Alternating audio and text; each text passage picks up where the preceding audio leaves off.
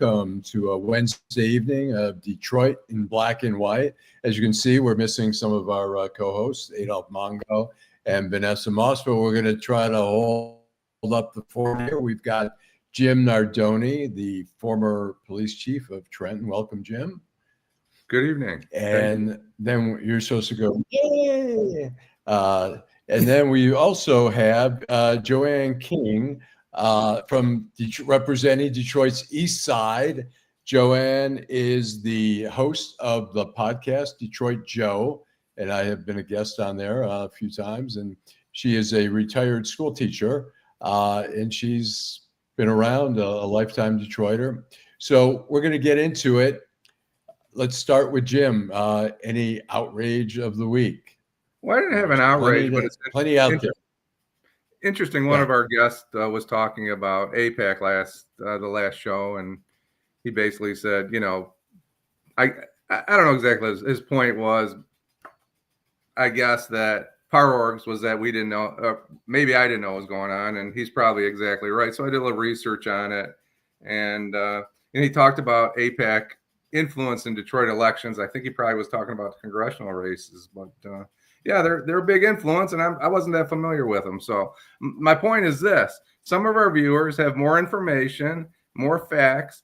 Keep bringing them to us, but don't assume that because we make a statement that we might not know exactly what you're talking about or not have researched the particular topic that you may have more information than we do. So that's what makes the show interesting, and it's not really an outrage. They have a significant influence on elections all across this country, a lot of money. I guess I just wasn't in tune as much as some of our viewers are. So, go ahead. Yeah, I'll say something. I mean, AIPAC is a Jewish organization that lobbies on behalf of Israel. There are other groups that lobby against Israel, and AIPAC has established itself. It has a lot of relations and relationships. As far as races, they have been involved in some races. They were involved with Haley Stevens when she ran against Andy Levin. Right. And Andy Levin, who's Jewish, ironically, Andy Levin, who's Jewish, AIPAC was helping Haley Stevens, who was not Jewish, but Haley Stevens was considered more hardcore supporter of Israel.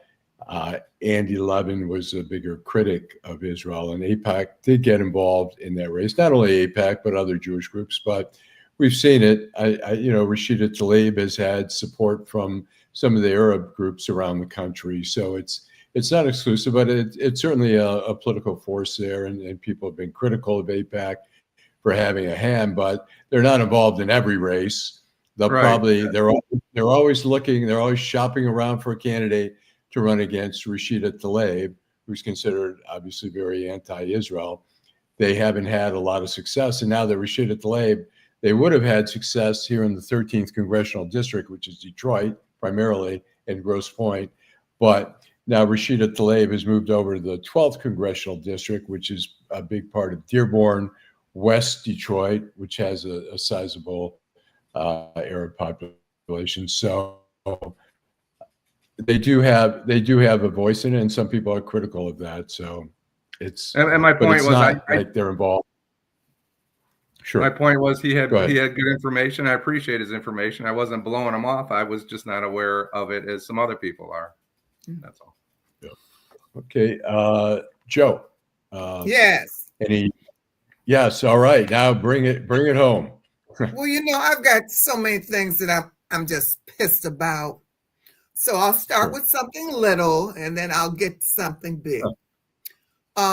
Detroit looked good on TV this past weekend. They really did. It looked just clean, and and people were saying good things about it. And that's what bothered me.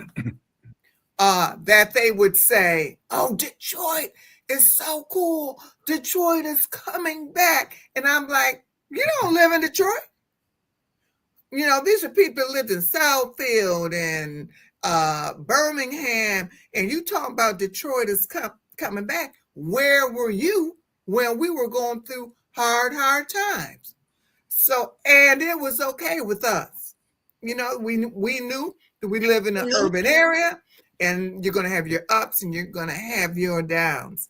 But this whole thing of Detroit is now cool, when that we've been through hell. Yeah, it's cool because we made it cool.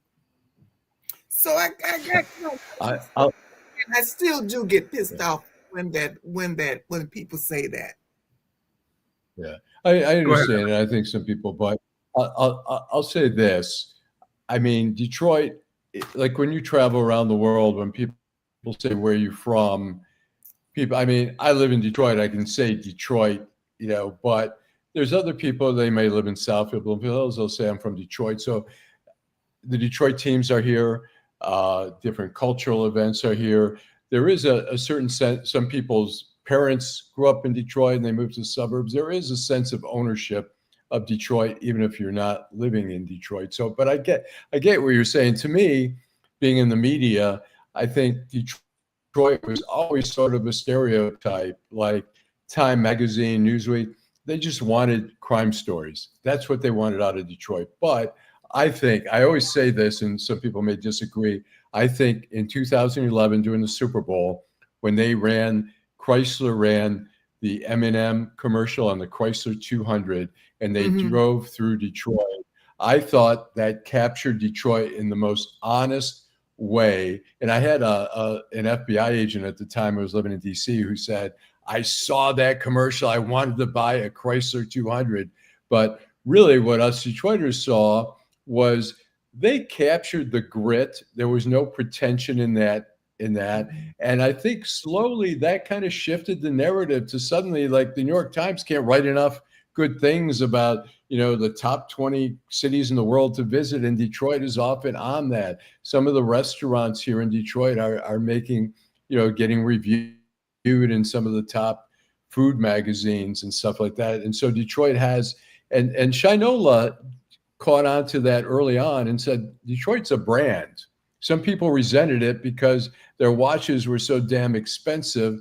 They said, you're capitalizing on our hard grit and all that, but who in Detroit can afford your watch? The majority of people can't. So, but, you know, they promoted Detroit. I mean, it kind of bothered me when they had a watch, instead of having Joe Louis watch, which they should have had, they came out, I think, with the Muhammad Ali watch. And it was like, you guys are in Detroit. You're a Detroit brand. Why would you not take Joe Louis instead? They don't know about Detroit.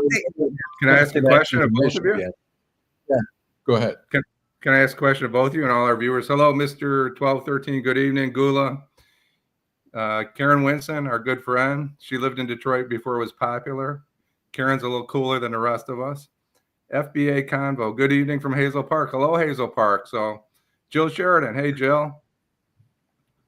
Deborah Harris, Edward, and Derek Henry's right on top of things. Good evening, Derek. But, you know, Hazel Park just said hello from Hazel Park. So I guess my question is, who are we mad at, Detroit Joe? So hear me out just for a second. You know, this family here, I didn't work in Detroit, but I have a spouse that worked in Detroit. We paid Detroit city taxes for 25 or 30 years. We contributed to Detroit. So who are we separating out of that? You know, I don't live in Detroit. I haven't lived in Detroit. I police Detroit as part of two a state police narcotics unit and also a drug enforcement administration narcotics unit. So I spent a lot of time in Detroit. So who are we separating out of this? Us versus them, I guess. Us are the ones that were always here when times were hard, when there were teacher strikes, our kids that they came back to the public schools. Okay. We were the ones that had to listen to the evil comments that people would make about the city. And you pay your taxes, cool, but I'm just talking about contribution. You know, people from Southfield would come to dinner at Carl's Chop House or Lafayette, Coney Island, and spend their money. But you're not a Detroiter. You Well, know, that's fine. By you're just definition, you're not a visiting. Detroiter. But I but call that why a wouldn't visitor. we work together to accomplish the goals by Southfield's Detroit and Southgate's Detroit and River Rouge is But it's Detroit not and Detroit. Wyandott's Detroit? If Why I are you was separating the people that make a contribution to the community? the If they people quit that coming to Detroit and going to the casinos and the football games and the Tiger games, I don't think Detroit would be what Detroit is. So I think it's probably unfair. not because none of that money stays here. All of that money goes. You know, Thank you, FBA. Yes. Okay, that's Metro that Detroit. money But don't stay here. I'm talking about why are we separating people instead of, I mean, we've You're got a not big a push Detroit. here of dividing and conquering in the last. If you weren't, I can't say I was born, but I was born and raised here. My mother was born and raised here. My father came here as a child.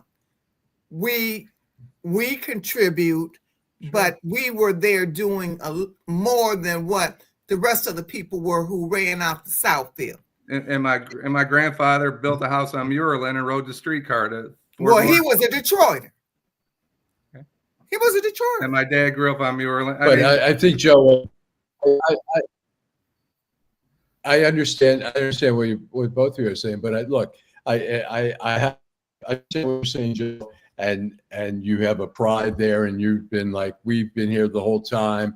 Now you're coming along, but you know what? It's a major city, like every major city, like New York City, Chicago, whatever. There are main events, there are sporting events, there are concerts and stuff like that. The city of Detroit needs revenues from those to operate, and we should welcome. Yes, we do. No doubt. It's like 9, 10 a.m. We had people complaining when Taylor Swift had a concert, and one guy's like, "We don't need all these people coming into our city." It's like our city is it's a city. A city. Not everybody lives in the city, but people have a pride in Detroit.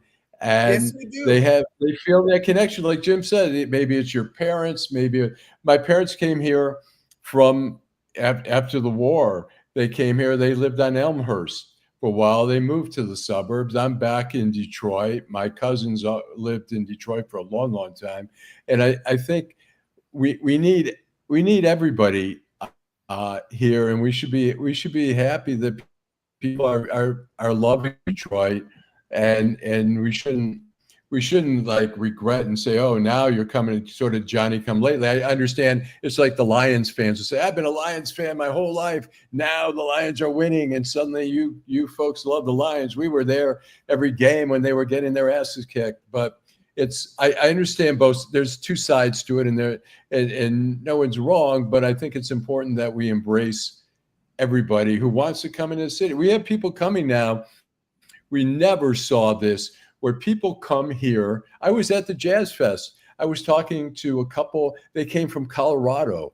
There was another couple that came from Wisconsin. They said, oh, we heard about Detroit. We wanted to come here and check it out. It is well feel known now in terms of proud. Well, you know what? That is really interesting because I have friends that came in from, Philly.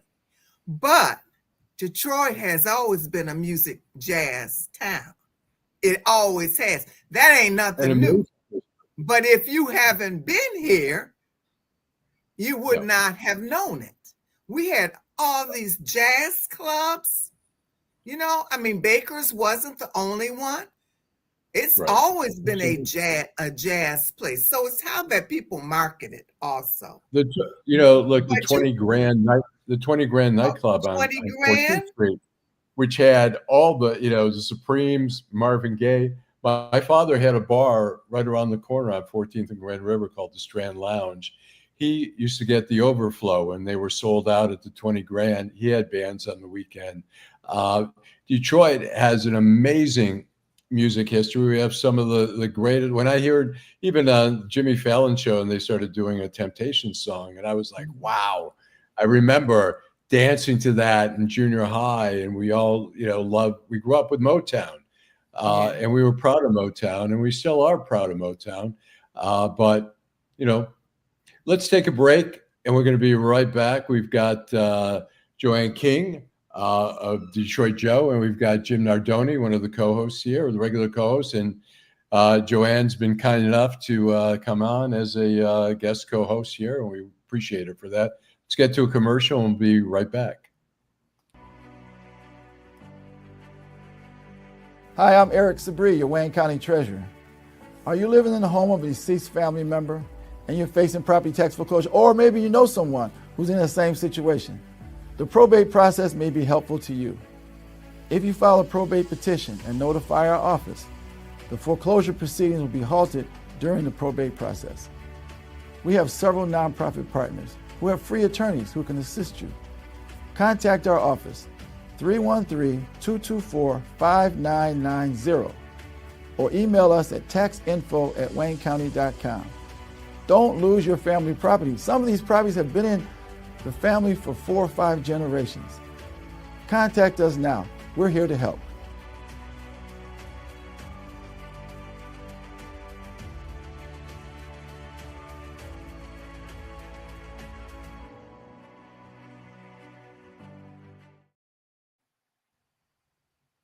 Okay, we are back. Welcome to a Wednesday night of Detroit in Black and White with Jim Nardone and Joanne King.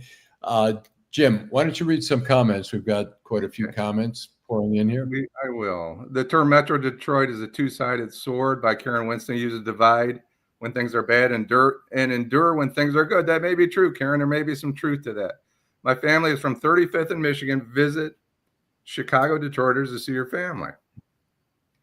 Visit Chicago Detroiters to see your family. Lions Pride, FBO Convo. Eric Brown, good evening to you, Eric. You made another point. People need to understand that being born in a place does not define who you are. Well, my birth certificate says Detroit. That doesn't really make me a Detroiter. 5435 Woodward is where I was born. Hasn't been a hospital there for 40 years, but that's a hospital I was born in along with my twin brother. What hospital was that? It was called Art Center Hospital, 5435 Woodward Avenue. It's now it's a building at Wayne State. So that's where my mom went when I was born. Please like the video, FBO. I know that street, Allan. Whatever street we were talking about. Elmhurst. Yeah. Elmhurst. That's over by where we had our riot. Gula Geechee. The tribalism gets in the way of internationalism. I think that's kind of my point there. A Detroiter generally considered Deborah Harris to be, thank you, Teresa, a resident or native of the city of Detroit, but the definition can also extend to people who have grown up in Detroit or live in the surrounding metro area. The term can also carry a sense of cultural connection, with some people believing being a Detroiter is something earned through living in the city, paying taxes, and demonstrating a deep passion for Detroit sports, history, and culture. It's a connection. It depends on what your connection is, but I look at it this way. Belle Isle's an island. Detroit doesn't need to be an island. It needs to be welcoming to everybody. And you're right, Joe. Maybe some people need to contribute more than they have contributed in the past. They shouldn't take credit for something they didn't contribute to. I understand your point, if that's kind of your point. That's kind of my point. But Allan can tell you that my podcast is centered around gentrification.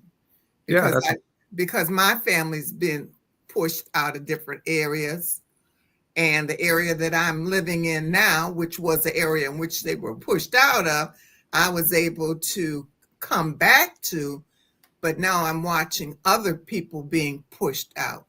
And the thing with gentrification is the displacement is sad.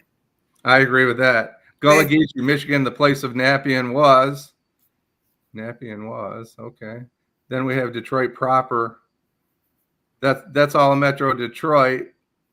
That is all Metro Detroit, FBA Convo. Graduated from Cass Tech in 93. We got some, I always say the guys, that the men and women that watch this show are way smarter than me. So they shouldn't be surprised that they know more than me. I think Detroit's always been cool. Jill Sheridan, she said, I love Detroit, went to Detroit Public Schools. Good evening, Edward Lee, Gula. And we covered a couple of these. I think that we're kind of caught up. Thank you, everybody, for tuning in. You guys are the ones that make the show, and we're grateful for your contribution. Okay, thanks. So before we get to, I want to talk about the hot topic of Charlie Kirk and Jimmy Kimmel being suspended, but let's get to the mayoral race here. They finally have decided on at least one debate in October on WXYZ. Is what do you make of the fact that they're even going to have a debate, and what do you expect to see from it, Joe? I'm glad that they're going to have one. That's a mess. You know, Why do you say that? It's just a mess. First of all, too many people ran for mayor, just like too many people run for Congress and run for everything else. It wasn't like it used to be when we had a group of the city fathers and the city mothers that would come together, and Coleman Young led it, and they would decide, well, you're going to run, you aren't going to run. You'll run the next time. So there's so many people running that the good people don't even get in. They don't even win. When I saw how many people that are running for, mayor, and I could only pick out maybe 4 that I consider decent, I said, now why didn't they come together and say, which one of us would be best for this city? I'll be honest and tell you that Jenkins, I liked her. I think there's something special about social workers, just like Marianne Mahaffey. She had that background of a social worker. She knew what was going on. And I just loved her, maybe because my father loved her. So I kind of thought that Jenkins would be, better. I didn't like the other woman, and I still don't. And why do you? What don't you like? I don't trust her. To me, she comes off fake. Yeah, she really does. Yeah. And the pastor, I had a talk with him, and I started to like him. But what I would say, to him, even if you don't win, because of who you are and what you do in this city, you will still have influence. People will still love you. You could have more, power than some of these political people. Don't everybody got to be the mayor? I think it's interesting. I was curious. There were 2 candidates who moved into the city, and it's happened before. Bing moved into the city before the election. Duggan did the same. And in this race, we had 2 candidates who moved back into the city. One was Kinloch, who hadn't lived in the city, I think, probably since '93 or something like that. He was living in Southfield, and then he has a big house in Oakland Township. And then Todd Perkins was the other person who was living in the suburbs, who moved back to the city. And so I reached out to both their campaigns for Deadline Detroit, and I asked both of them, I said, if you lose, do you still plan on staying in the city? And Perkins said, definitely yes. I'm here. I'm committed. I'm going to stay in the city. And Kinloch, people said, well, we don't want to talk in hypotheticals. We plan on winning. So, I mean, that tells me that I wouldn't be shocked if he loses, whether he moves back to his, luxurious home in Oakland Township. Right now, I think he's renting an apartment on Gratiot. So I bet he's not staying. Who knows? You don't have to have it as your you have to have it as your primary residence a year before the election starts. So the primary residence thing, that's a little bit hard to prove. I mean, could he could live 4 days a week in Detroit, 3 days in Oakland, Township. But when it comes to actually being elected, there was always talk that Dave Bing was living in Franklin a lot of the time. I don't know about Duggan, but there's questions about commitment here if you're just looking at an opportunity and you're not committed, you'd like to think that a person who moves back to the city is committed regardless, that they're going to stay here. They'll figure out a way, whether they want to run for consul or Congress or whatever. But I don't know. We'll see. I don't know if you guys have an opinion whether I'd like to comment on Kinloch is committed. Yeah, go ahead. I'm sorry, on a debate and a couple of our comments. Gula, Yeah, sure. G Money Hollywood, the debate is going to be a waste of time. So before I comment, the voters have decided to agree that no one possesses the passion like Mahaffey. Jenkins lacked fire. She may have been passion, but she suppressed her passion. And I want to go along with those lines and say this. You have to win a campaign. You have to run a good campaign. And she may have been a great mayor, but she never got there because of the campaign. Embrace those that have legs and brains with enough wherewithal to not force others to assimilate into their culture. Gula Geechee, and Eric's agreeing with that. I think Kinloch will dip into the city money because he owes $3,000 on his water bill into the city money. Okay, I see. I get your point. No one should be deciding. Let me ask: is that an issue that he was behind on water bills? He's on a payment plan, which is allowed. I believe it's a 3-year payment plan, and it's primarily for residents, but businesses and nonprofits are in it as well. He owes $30,000. He's behind $30,000. He's on a payment plan. Should that matter? I mean, the point some people are trying to say is, okay, go ahead. There's a lot of people that are on a payment plan with the water board, and they do make mistakes. During the COVID, I was sent this huge bill that I did not owe, and they sent out people, and the people kept saying, "That's not your bill. That's not your bill. That's not your bill." But I went on and I paid it. They said, one of the gentlemen says, that bill is of a small apartment building. I was so afraid of the water company that I paid it just to get rid of them. They're horrible. And that's why so many people are on a payment plan. Probably. Well, I think that people were the criticism, and there were plenty of people like you who said, doesn't matter, who cares? There were people who said he's managing all these churches and he's in arrears and in payments and stuff like that. Maybe he's not such a great manager. And I don't know if that's reflective of his management skills or just the revenue was lacking for him to be able to pay those bills right away. I guess that's going to be up to the voters. It's an unfortunate business situation, but that doesn't mean that, he's a bad guy. There's a lot of Detroiters that struggle. There's a lot of people all over this country that struggle with their bills. We don't know if it's a bad business decision or he just didn't have the money. We just don't know the answer. So I don't know why it should have any influence in this election. Back to G Money Hollywood. I'll read a couple of comments. I want to go right back to what he said. There's no kingmaker that dictates who's best for the people. Deborah Harris said more choices is better. That's a great question because there were almost too many choices. And I'm not suggesting whoever wants to run should be able to run, but just like when Sri Tanadar got to Congress, there were a lot of good candidates and they kind of cut it up. But back to G Money, I think the first thing I thought when it was announced that there was going to be a debate is this: there's only going to be one debate, and it's for show, right? They're going to run through the questions.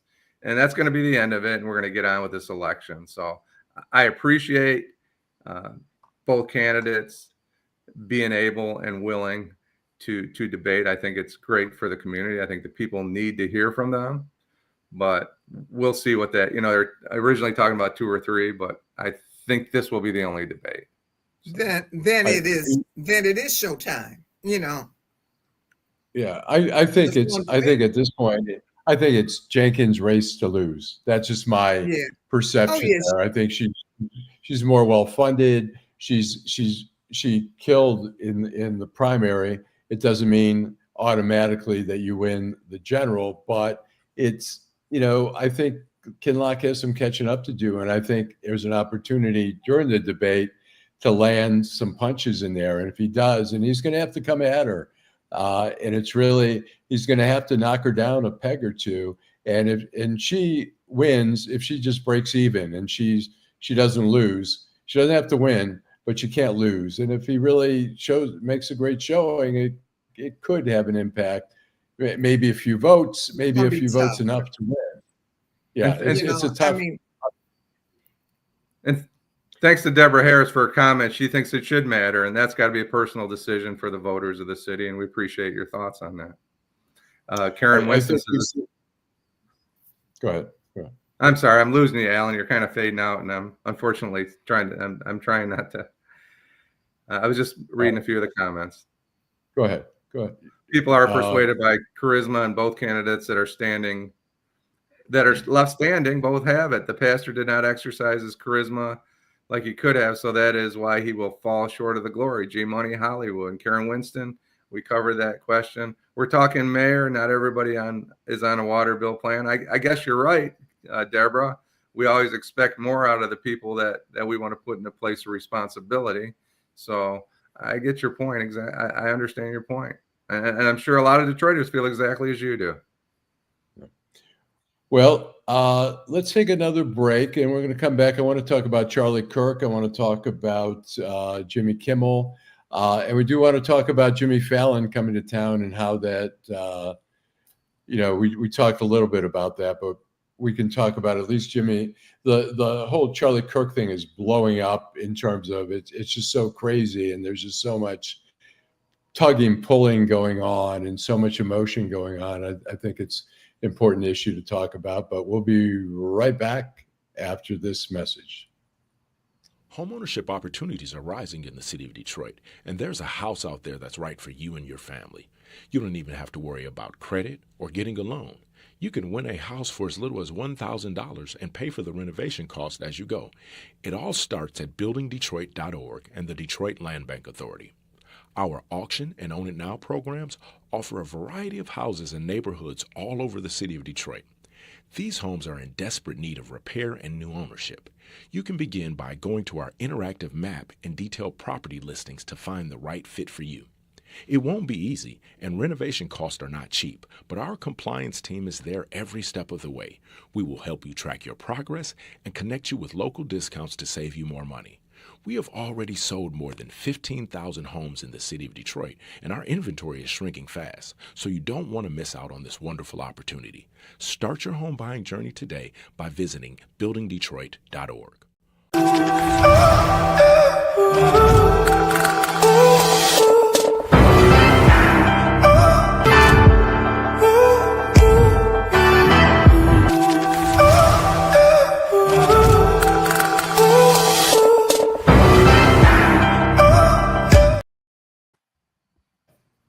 Okay, and stop in at McShane's and mention Detroit in black and white, and you'll get 20% off your bill. We were broadcasting there for a long time, and we appreciate them hosting us. So we are back, and let's talk about Charlie Kirk.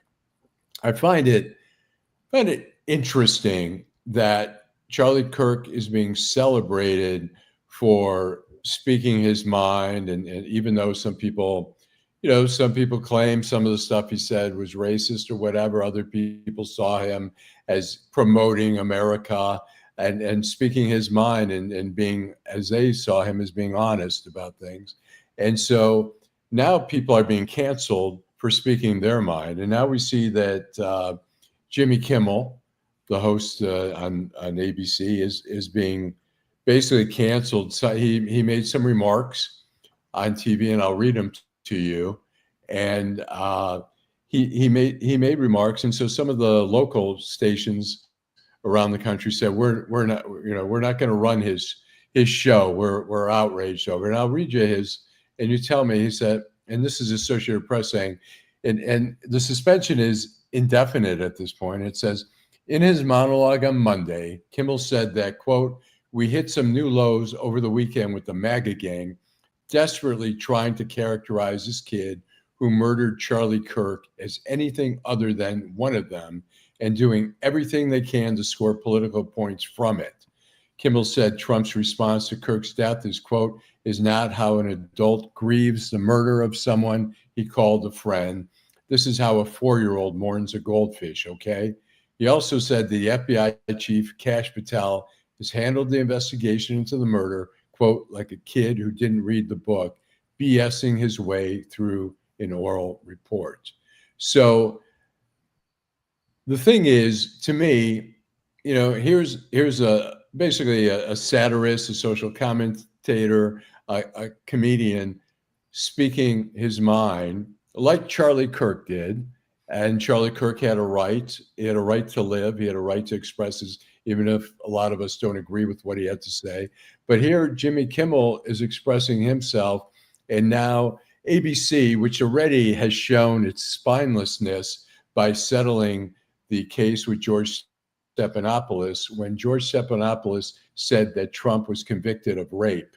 The judge even said, in today's vernacular, rape is very much when what he was accused of, but technically it was sexual assault.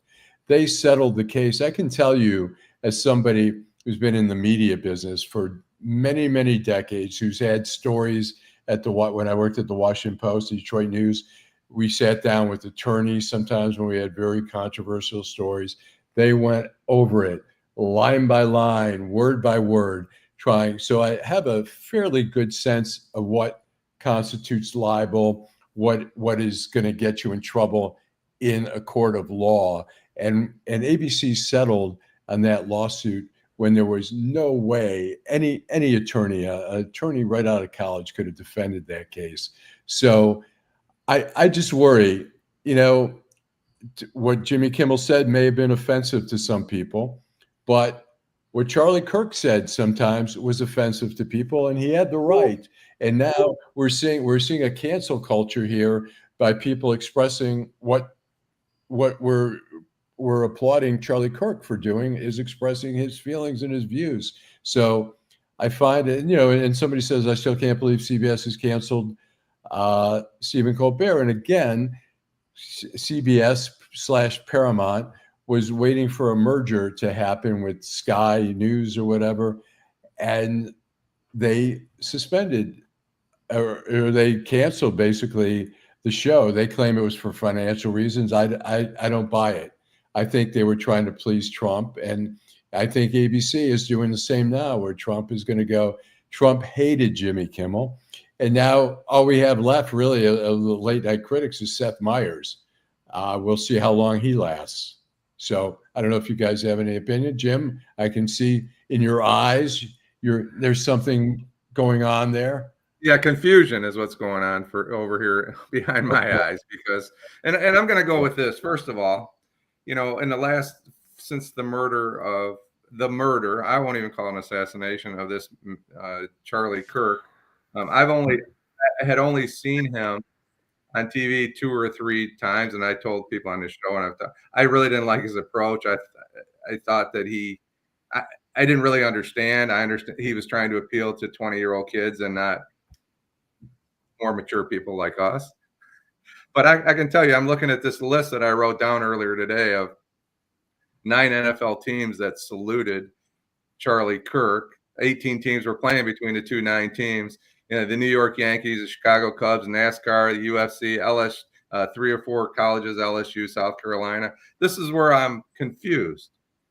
I understand some of his comments that he made were taken. You can argue that they were taken out of context. He did make these comments, right? Whether he was referring to Sheila Jackson Lee or whoever he was referring to,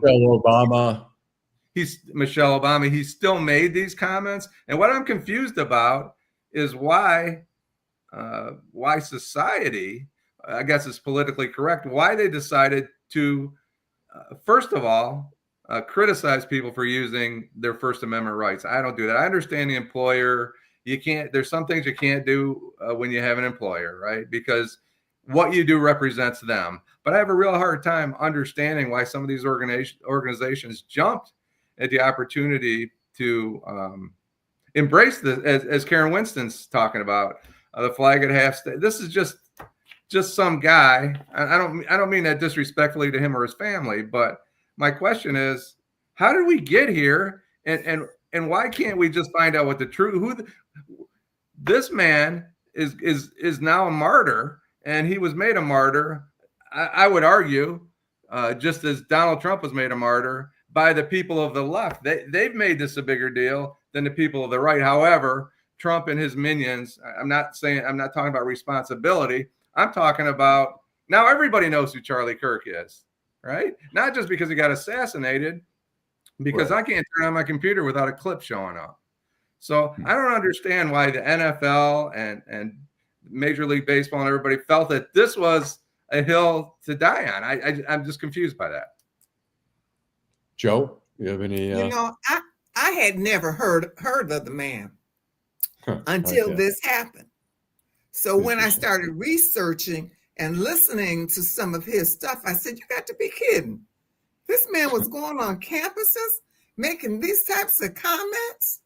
And then now that he's dead, they act like that he was in the military, like he's such a wonderful person. No, he wasn't. No. Thank you, Deborah G. Ketanji Jackson, the Supreme Court justice who was educated, Ivy League educated. Everybody very dumb. smart. Yeah, very, and that she got a DEI. That's she got the job because she's black. Michelle Obama, and got jobs at law firms or whatever because she's black, and they took away jobs from white people. I mean, that's whether you think that's maybe something you say at a party among your friends, when you're drinking beer and nobody else is going to listen to your bullshit. But when you say that kind of stuff, it's, a lot of people are going to find that offensive. So the idea that somebody would say, Jimmy Kimmel or anybody else would say something critical of the guy. I saw, the guy from, what's his name, Dowd from MSNBC, he was cut off. He basically said the guy, preached, violence and hate and all that. And whether he over exaggerated, I mean, he did say, I think the Second Amendment is worth the deaths, basically the collateral damage we have in this country to continue to maintain the Second Amendment and, and have gun rights. And some people agree with that. But for other people, they say, they tried to turn that around and say, look, this is how, and a judge in Oak Park basically said the guy live by the sword, die by the sword. And somebody wanted her to resign. And she said, I'm not resigning. And she now represents the people. That's different than somebody that works for ABC. She represents the people of the community. But look what she said. All she said is that this guy said this and he ended up like this. It's not the most harsh thing. And so she's a judge. She's elected by the people.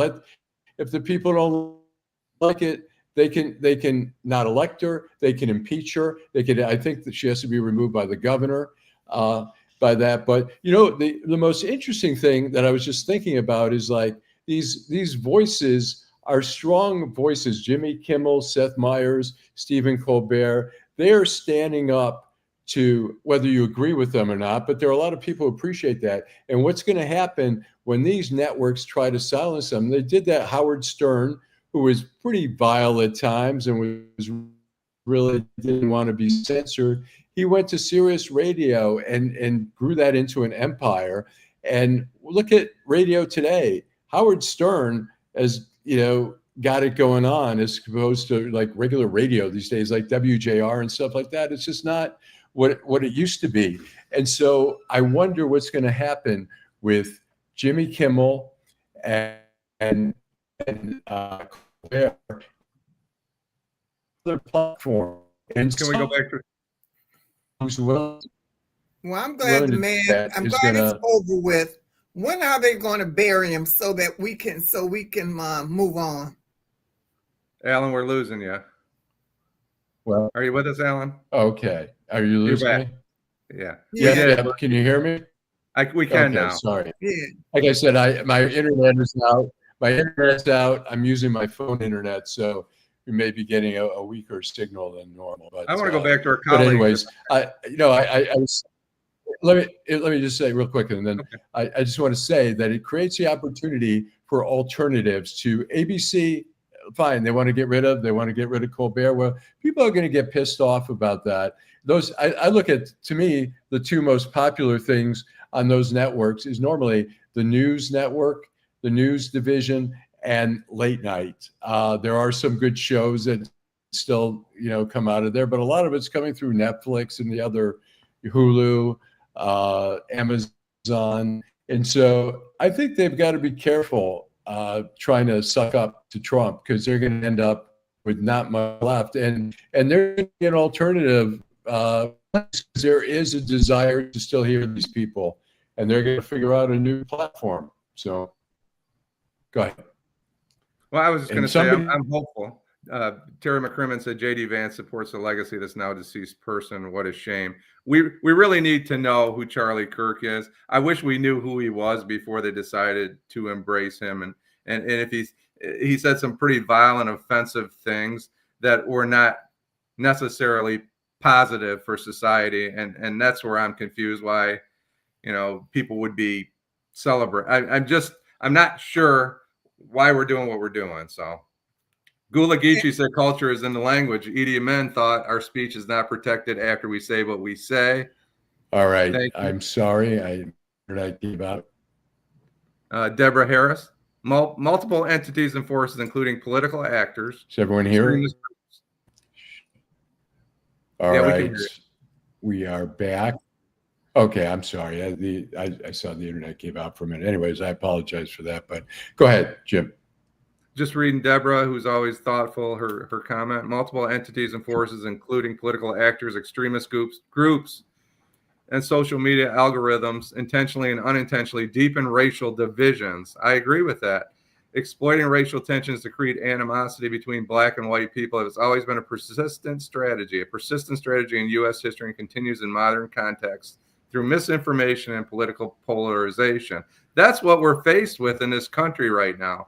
So that's why we need to know who these people are, regardless of who they are. He's a private citizen, and I'm confused by it. I just think it's a bit much, right? Again, this is a guy that was known by a small group of this country. He doesn't speak for our whole country. No, he doesn't. He speaks for his little segment, and I just think that I'm trying to understand why these organizations are going this far. Well, Trump loves him. He loves him just like it is his son. I mean, he loves this man, and he helped Trump get elected. Yeah, I think he's one of the people that's in Trump's ear, because we know that Trump is not all that smart. So he didn't deserve to die, but everybody that dies that should die doesn't. No. I'm talking about that he's the one that's putting a lot of that language into Trump's ear, And personally, it's over. Bury him. Can we please move on? We're not moving on. That's the issue, I think. I'll say this. Yeah, I mean, he's becoming a hero in some circles. Look, he was out on campus. He was promoting Trump. He helped Trump get elected. He helped get the young vote out there. He helped galvanize that. And so Trump is a transactional man. You do something good for him, that's a transaction for him. It's not a friendship. It's not a love. Trump is not he has no ideology. He's a transactional guy. You help him out, he'll help you out. You're against him, he'll bury you. I wrote a piece yesterday in Deadline Detroit, which has also experienced a little problem today, a little internet issue. But I wrote a piece saying that Charlie, the person who assassinated or killed whatever, Charlie Kirk, was a lone wolf. He wasn't working in collaboration with the Democrats, the wing, whatever. He was one of the guys. Why does that matter? Went Who he off on a represents? bender. Because, well, I'm saying because Trump has made it out to be that this guy is part of the left-wing conspiracy, and we're going to go after all the people. And I was trying to say all these guys, the guys who shoot up a church, a synagogue, who do whatever, it doesn't matter what their thoughts are. They don't represent all of us. We're not in collaboration, and they're trying to make it now that we're all in collaboration with this guy. We wanted Charlie Kirk killed. I didn't want Charlie Kirk killed. I wrote in the story, I said, if the liberals, the Democrats, the left-wingers were able to vote whether he should carry out this murderous act, Charlie Kirk would be alive today. They wouldn't have said yes. The majority wouldn't have said, you might have a couple people here and there, but I'm trying to say the people in these violence, the guy who shot the Minnesota politicians, the Democrats, yes, he was not a Democrat. He was not a liberal. He was whatever, a right-winger, but it doesn't mean all the right-wingers were in on this conspiracy to kill those politicians. We have to be careful about this. Trump is trying to get, I mean, what's happening in this country now is just, I'm blown away by the media, how I cannot believe it. I never thought that I would live through this. The media. Yeah, it's really a silencing, and it's successful.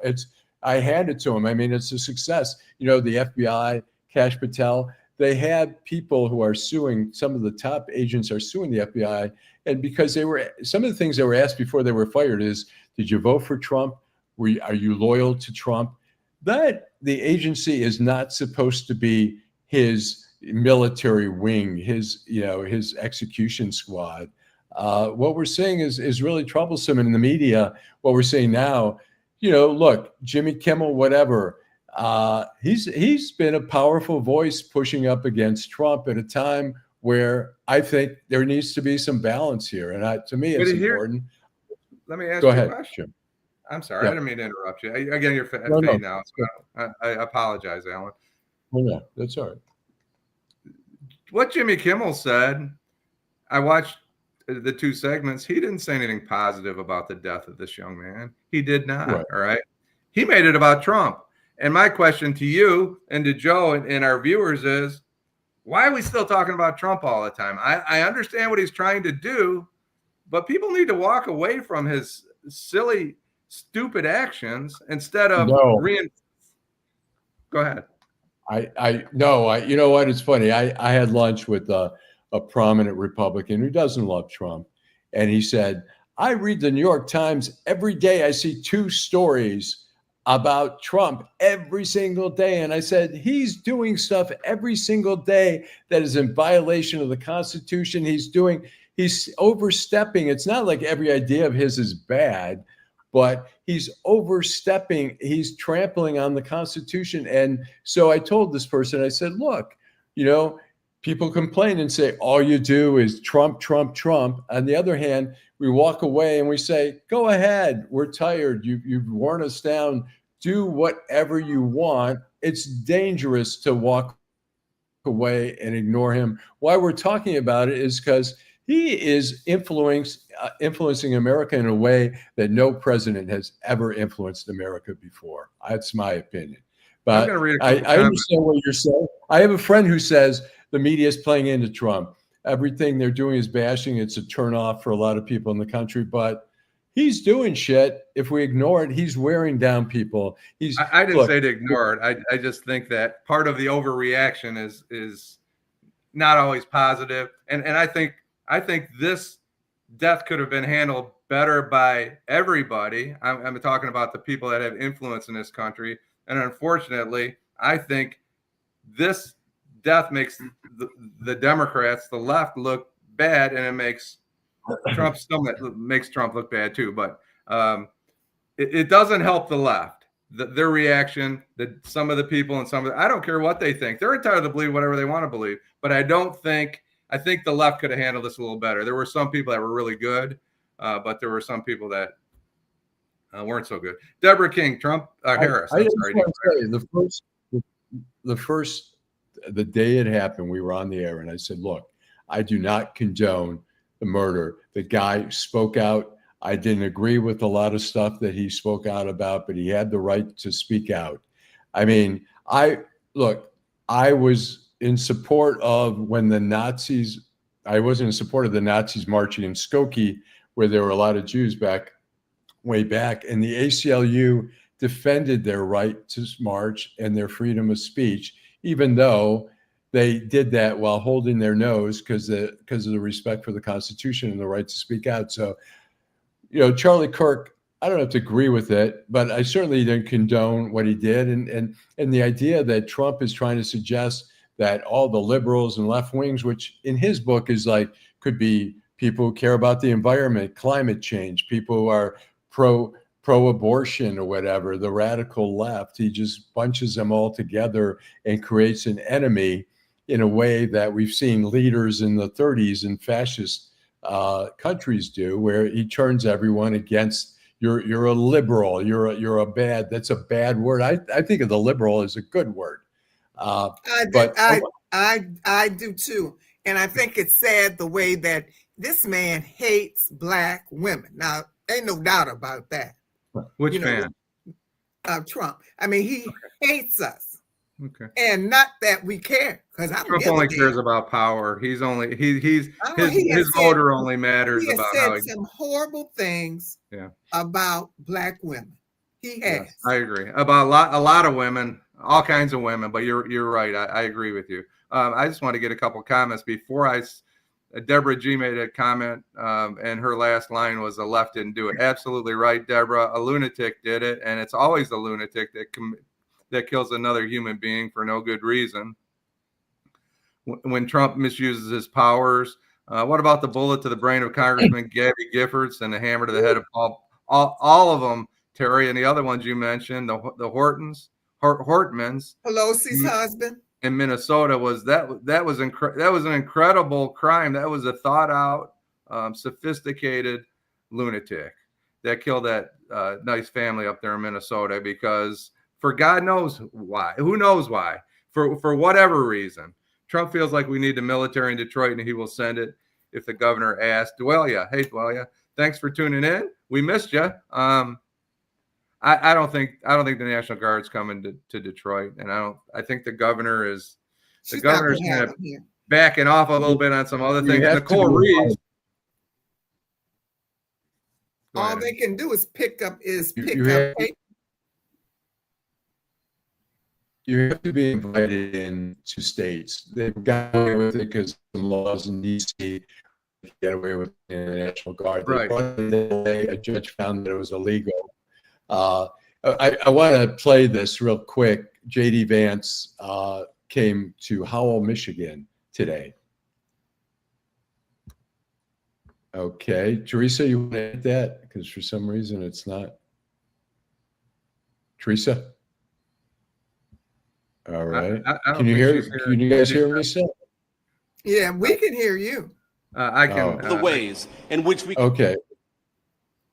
For some reason, it's not playing. But anyways, J.D. Vance came here and basically said he's speaking in this pretty white community there, about 55 miles north of Detroit, and talking about how violent Detroit is, and that we're willing he said to Governor Whitmer, just ask, we'll send the National Guard. That's not, the National Guard is like bullshit. He says we need law enforcement. The National Guard is not law enforcement. No, they're not. They're not doing law enforcement work in DC. They're standing around. Some are raking. I've seen them doing gardening and stuff like that. Up. They're standing there. Yeah, they're right. They're standing there. Yeah, Dwight, I appreciate that. But it's not the answer. Detroit has said, we'll take more. You want to bring in more FBI agents, more ATF, more task forces. And Jim, you've been on task forces before. And we know that local law enforcement can't do all the things that federal law enforcement can do, like wiretaps and all that kind of stuff. And they have greater resources. And so it's a great addition if done properly, if done respectfully with the citizens, blending in to what the policing is about. But the National Guard, I know somebody whose relative is policing, an FBI agent who's policing the streets of DC. And it's just a bad use of some great resources where you can go and investigate and go after career criminals who are out there committing a lot of the crimes. But anyways, any final thoughts? But I want, may I end this on Nicole Reese? Yeah, sure. Because I think this is an important an important point that she made, and we appreciate you, Nicole, for checking in with us. This country is unfortunately full of followers when independent thought and fact-based research is crucial. And I think that's maybe the biggest point of the evening, whether it comes to Charlie Kirk, the NFL, the New York Times, Stephen King, whoever it is, people need to seek the truth. And thank you so much, Nicole, for your comment. Okay, Joe, any final thoughts before we sign off? Nope. Thanks for having me, but I wish they'd hurry up and bury Charlie.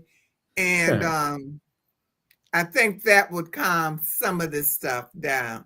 When is his big time funeral? I haven't even followed it. It's just too much going on. I don't know if they were gonna.